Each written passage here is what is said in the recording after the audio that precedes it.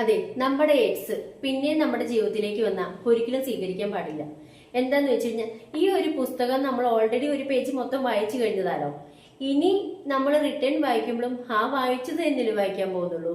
പ്രത്യേകിച്ച് അതിൻ്റെ അകത്ത് വേറെ ഹെഡിങ് ഒന്നും വരുന്നില്ലല്ലോ, ഒരിക്കലും ഇല്ല. അപ്പൊ നമ്മളെ വേണ്ടാന്ന് വിചാരിച്ചിട്ടാണ്, നമ്മളെ വേണ്ടാന്ന് വെച്ചിട്ടാണ് അവന്മാര് പോകുന്നത്.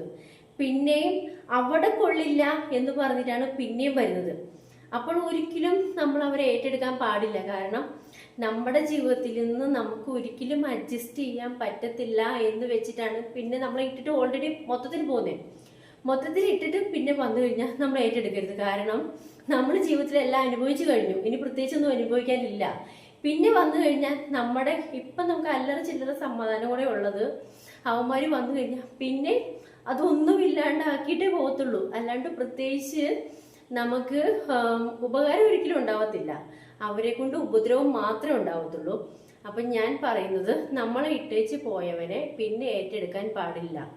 ഇപ്പൊ ഞാൻ പറഞ്ഞത് തന്നെ, ഒന്ന് വായിച്ച സാധനം റിട്ടേൺ വായിച്ചാലും അത് തന്നെ വരാനുള്ളൂ. പ്രത്യേകിച്ച് ഒരു ഇതും വരാൻ പോകുന്നില്ല കേട്ടോ. Okay, by.